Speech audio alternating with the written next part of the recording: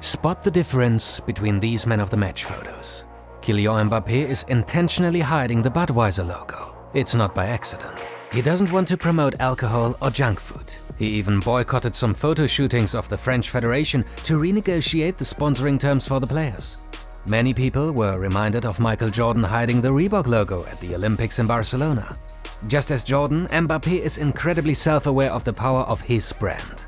And he has a strategic vision for it. A vision that is already paying off. For the first time in 10 years, neither Ronaldo nor Messi is the best paid footballer in the world.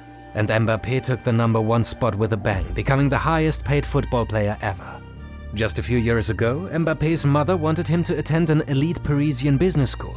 Instead, he went to his very own kind of business school, on the streets of Bondy and by listening to some of the all-time greats for inspiration.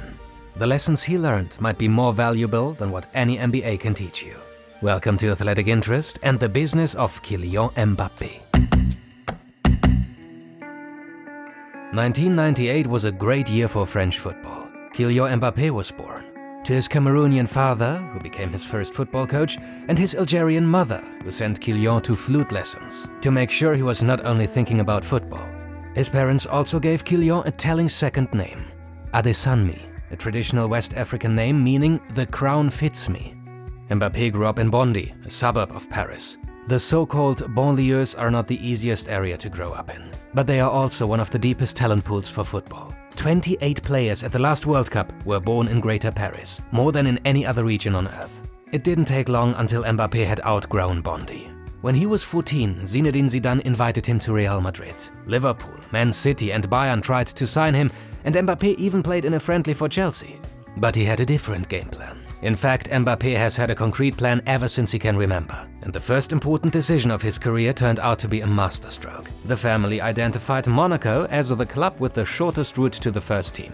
A bold move, but it worked. Mbappé made his debut at 16, won the French championship, reached the semi-finals in the Champions League 2 years later, and then joined PSG for the second highest price ever paid for a football player. Since then, Mbappé's form has skyrocketed, and not only his sporting achievements, but also his business. To become a truly global icon, you need to be the best, on and off the pitch. Athletes like Michael Jordan, Roger Federer or Serena Williams are not only among the greatest that have ever played the game. They all have incredible business acumen, and that starts with a good understanding of their own personal brand and its power. Mbappé has already shown that he might have it as well. The year that he joined PSG, his mother Faisal Amari founded this joint stock company. Here's the simple answer behind the name. It's the first letters of the Mbappé's family's name. A sign that his family is very important to him. In fact, Mbappé operates without a classical agent. His most important advisors are his parents. With them and his lawyer, Mbappé runs his business. It is registered as a simplified joint stock company, a special venture form in France. So in theory, you could own parts of Mbappé. Before you get too excited, no, shares of the company are not traded in the stock exchange. Its main aim is to manage Mbappé's image. Founding a company solely for this purpose shows how much he cares about his positioning. The company, and thus his mom, takes care of Mbappé's website, his shop, his fashion brand and his publishing house. His website is also where we find the first business lesson we can learn from Mbappé. Just look at the partners there. It's only a very selected group of 4. Nike, Hublot, EA and Oakley. Compare that to the amount of logos you find on other footballers' websites. Neymar, for example, has 25 partners, from hot dogs to online poker. Before the Neymar army starts losing it in the comments, we're not saying that he's a sellout. It's simply a different sponsorship strategy. In the end, they all want to maximize revenues. And Mbappé tries to position himself in the premium segment, maybe similar to what Roger Federer did. Make yourself rare, and you can ask for higher prices, especially in the long run. Right after the World Cup in 2018, 200 brands reached out to him, asking for sponsorship deals. His mom said no 199 times, and even the negotiations with Hublot took more than a year before the deal was done. Of course, there is a lot of money at stake. However, if we believe Mbappé's mother, his image rights are also a question of beliefs and morals. He doesn't want to be associated with fast food chains, nor with betting companies, nor with alcohol. Even without these brands, the business pays off. The revenues have increased tenfold in the last few years. But that's still peanuts compared to what he makes from his deal with PSG.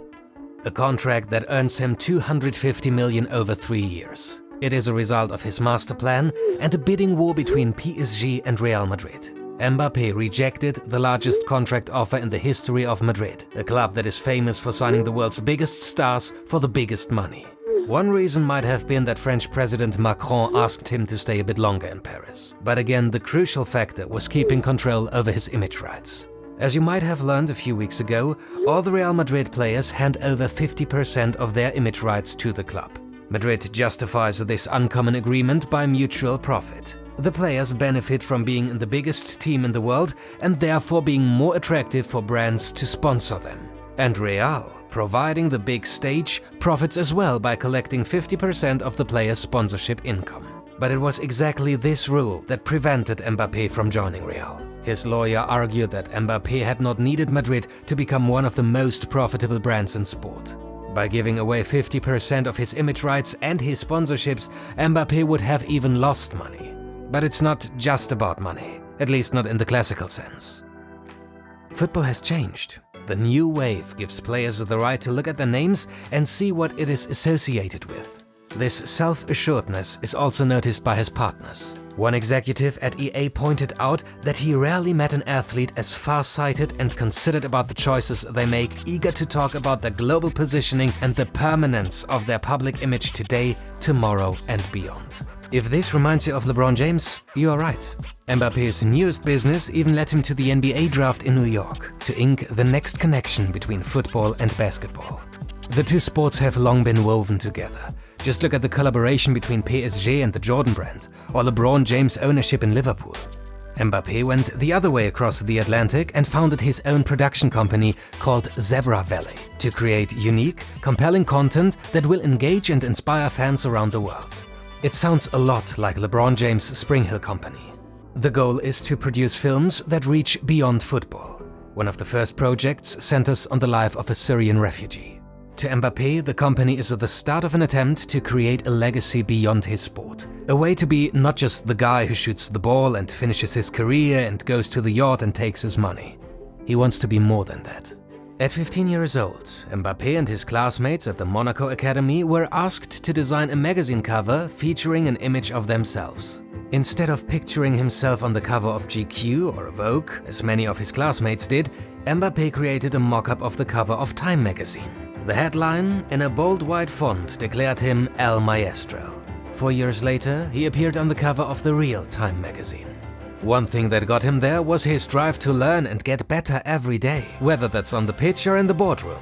The key to success in any field is by constantly learning to stay ahead of the game. And speaking of getting ahead, there's no better way to do that than with Brilliant.org, the online learning platform that's like having a personal coach for math and computer science. With courses designed for high-velocity learning, Brilliant helps you stay focused and reach your goals fast. Brilliant has thousands of lessons from foundational and advanced math to AI, data science, neural networks and more. What we love most about it is that it feels like a game. There are a bunch of fun features that help you challenge yourself and compete with others. But even if you're not quite ready for the Champions League, Brilliant's helpful explanations along the way never leave you guessing. And with new lessons added every month, you'll always have a new trick up your sleeve. So if you want to score big, visit brilliant.org/athletic-interest or click on the link in the description for a free 30-day trial. The first 200 of you will get 20% off Brilliant's annual premium subscription. And who knows, maybe one day you'll be on the cover of Time magazine thanks to the power of learning with Brilliant.